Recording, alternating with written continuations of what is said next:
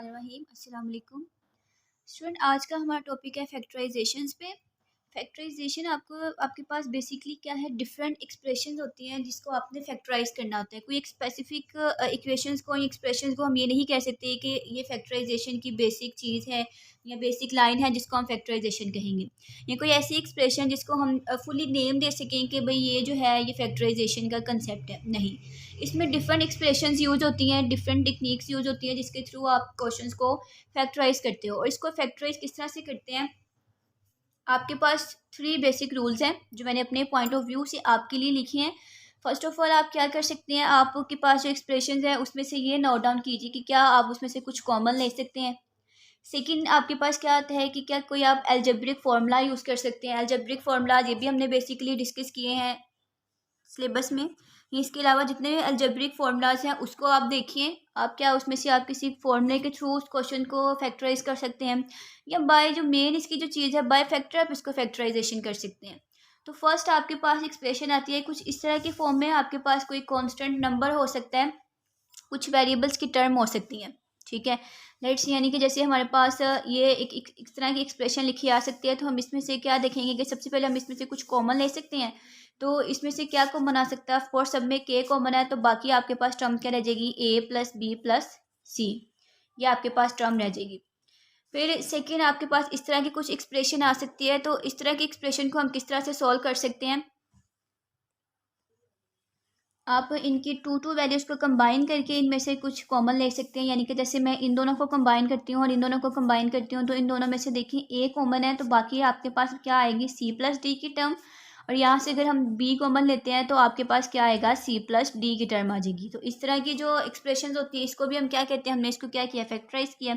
Third one आपके पास आ जाता है इस तरह की एक्सप्रेशंस। तो देखिए इसमें से तो हम कुछ कॉमन नहीं ले सकते, तो हम अपना सेकंड स्टेप इस पर जब अप्लाई करते हैं तो हमारे पास क्या आता है, फॉर्मूला यूज होता है। तो ये एल्जेब्रिक फॉर्मूला है ए स्क्वायर माइनस बी स्क्वायर का, जिसको हम सिंपली क्या करते हैं, एक दफ़ा प्लस में लिखते हैं और इन्हीं टर्म को एक दफ़ा माइनस में लिख देते हैं।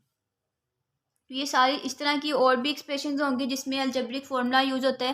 तो ये तमाम टर्म आप क्या कर रहे हैं, इसको फैक्टराइजेशन कर सकते हैं।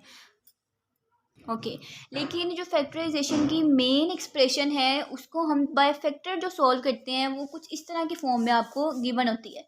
लेट्स सपोज यहाँ पे टाइम वेस्ट किए बगैर मैं एक इक्वेशन लिखती हूँ, 4x⁻² माइनस 12x प्लस 9। ऐसी एक्सप्रेशन जिसके फर्स्ट टर्म आपके पास क्या हो, वेरिएबल हो, कांस्टेंट भी हो सकते हैं, यानी कि उनके कोएफिशिएंट भी कुछ भी हो सकते हैं, वेरिएबल्स उसकी यूज हो सकते हैं, लेकिन उसकी जो ये पावर होगी वो हमेशा 2 होगी। बाय फैक्टर जब आप फैक्टराइजेशन करेंगे तो आपके पास किस तरह की इक्वेशन होनी चाहिए, आपके पास फर्स्ट वेरिएबल की फर्स्ट पावर 2 हो, सेकेंड जो आपके पास वेरिएबल होगा उसकी पावर क्या होनी चाहिए, 1 होनी चाहिए, और जो थर्ड वन नंबर होगा आपके पास वो क्या होगा, जस्ट कोएफिशिएंट होगा, उसमें कोई वेरिएबल यूज नहीं होगा। वेरिएबल बेसिकली क्या है, आपके पास ये जो टर्म है ABC के जितने भी टर्म्स हैं उसको वेरिएबल्स कहते हैं, और जो इनके साथ लिखे हुए ये नंबर्स हैं, जो रियल नंबर्स हैं, इनको हम क्या कहते हैं, that is a coefficient of these variables. ठीक है, तो इस तरह इनको किस तरह से सॉल्व करते हैं, इसके कुछ मेन स्टेप हैं। तो स्टेप 1 में आप क्या करते हैं, आप इसके फर्स्ट कोएफिशिएंट को इसके लास्ट कोएफिशिएंट से मल्टीप्लाई कर देते हैं।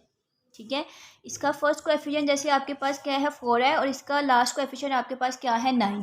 तो फर्स्ट कोएफिशिएंट को आप मल्टीप्लाई कर देंगे लास्ट कोएफिशिएंट के साथ।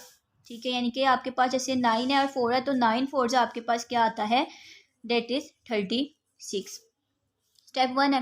स्टेप 2 जो है इसका बहुत इंपॉर्टेंट है, अगर वो नहीं आप सोल्व कर पाए तो आपकी फैक्टराइजेशन जो है वो कंप्लीट नहीं होगी। तो स्टेप 2 आपके पास बेसिकली क्या है, इनको मल्टीप्लाई करने से जो नंबर आता है आपने उन्हें टेबल्स में सर्च करना होता है। लाइक सपोज जैसे हमारे पास नंबर क्या आया, 36, तो आपने सर्च करना है कि 36 किस किस टेबल्स में आता है। उसका फ़ायदा क्या होगा, आपने उस नंबर को अगर सर्च कर लिया, देन आपने ये देखना है कि ऐसे कौन से नंबर्स हैं जिनको मल्टीप्लाई करने से, बिकॉज जब आप टेबल लिखते हैं तो आप 2 नंबर्स को मल्टीप्लाई कर रहे होते हैं ना। लेट्स सपोज जैसे मैं कहती हूँ 36 आता है 2 के टेबल में, तो 2 मल्टीप्लाई बाय 12, 2 नंबर्स को मल्टीप्लाई किया तो हमारे पास 36 आया। तो ऐसे कौन से नंबर्स हैं कि जिनको मल्टीप्लाई करने से आपके पास 36 आए और ऐड करने से आपके पास क्या आए, 12 आए। ये वाला जो सिंबल है ये हमें बताते हैं कि आपने क्वेश्चंस को ऐड करने से सेंटर वाली वैल्यूज़ लेके आनी है या सब्सट्रैक्ट करने से सेंटर वाली वैल्यूज़ लेके आनी है। अक्सर जगहों पे आपके पास यहाँ पे माइनस का साइन होगा, तो फिर आपने दो ऐसे नंबर चूज़ करने होंगे कि जिनको मल्टीप्लाई करने से आपके पास ये वाले टर्म आए, जैसे हमारे 36 है, और इनको ऐड करने से सेंटर वाली वैल्यूज़ बने या सब्सट्रैक्ट करने से सेंटर वाली वैल्यू बने। तो यहाँ पे चूँकि प्लस का साइन है, तो हमने दो ऐसे नंबर लेने हैं कि जिनको मल्टीप्लाई करें तो 36 आए और ऐड करें तो 12 आए। तो 2 के टेबल में हमने देखा 36 आता है, लेकिन 2 को 12 को ऐड करें तो 14 आता है। हमें यहाँ पे क्या चाहिए, 12 चाहिए। इसी तरह से 3 के टेबल में भी आता है, 4 के टेबल में भी आता है। नेक्स्ट आगे 5 के टेबल में ये बिल्कुल नहीं आता है। 6 के टेबल में अगर देखते हैं तो 6 multiply by 6 which is equal to 36, और अगर 6 को 6 में ऐड करें तो आपके पास क्या आता है, 12 आता है। यानी कि हमारे जो रिक्वायर्ड फैक्टर्स हैं वो क्या है, 6 मल्टीप्लाई बाई 6। तो ये आपका स्टेप 2 क्या था, आपने इनके फैक्टर्स फाइंड करने हैं। थर्ड स्टेप जो आपके पास है, इसमें हम क्या करेंगे, इसके फैक्टर्स लिखेंगे। फर्स्ट वैल्यू और फर्स्ट साइन हमेशा एज इट इज़ रखते हैं, यानी कि 4x की पावर 2 माइनस का साइन इसी तरह से आएगा। इसी तरह से लास्ट जो वाली जो टर्म है वो और उसी से रिलेटेड जो साइन होगा वो भी आप इसी तरह से लिखेंगे। सेंटर में आपने जो इसके आपके रिक्वायर्ड फैक्टर्स हैं उसको मेंशन करेंगे।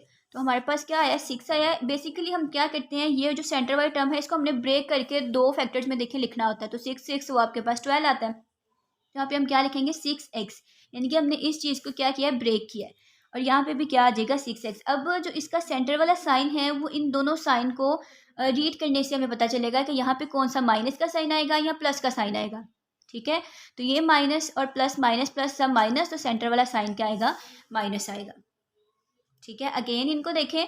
फर्स्ट स्टेप में आपने फर्स्ट को और लास्ट वाले कोएफिशिएंट को मल्टीप्लाई किया और जो रिक्वायर्ड नंबर आया हमारे पास उसको हमने उसके फैक्टर्स बनाने के लिए ये देखा कि ये किस किस टेबल में आता है। ऐसा टेबल जिसको मल्टीप्लाई करने से 36 आए और ऐड करने से सेंटर वाली वैल्यूज आई, यानी कि 12 आए।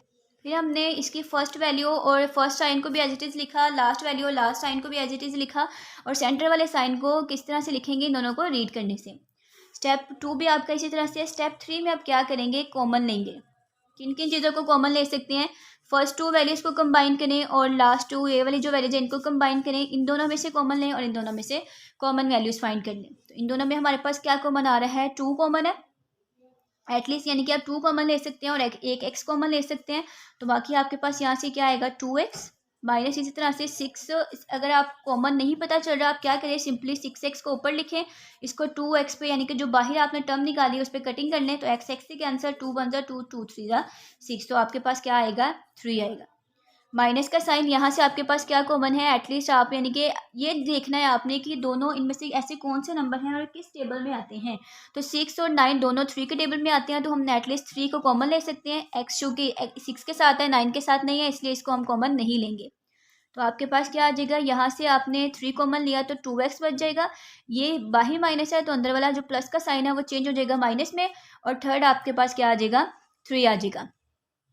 ठीक है, स्टेप 4 आपके पास क्या होगा, आपने वेरीफाई करना है, यानी कि आपने चेक करना है कि क्या आपकी फैक्टराइजेशन ठीक है। तो वो किस तरह से चेक करते हैं, अगर आपके पास ये दो ब्रैकेट्स आपस में सेम आ जाते हैं तो आपकी फैक्टराइजेशन करेक्ट है, अदरवाइज़ आपने इसमें कुछ मिस्टेक की है। तो आपकी स्टेप 4 जो है बहुत इंपॉर्टेंट है। स्टेप 2 और स्टेप 4 जो है बहुत ज़्यादा इंपॉर्टेंट है कि इसमें आपने मेन फैक्टर्स फाइंड करने होते हैं, और स्टेप 4 में आपने वेरीफाई करना है कि आपकी आंसर ये वाली जो ब्रैकेट्स हैं ये सेम है।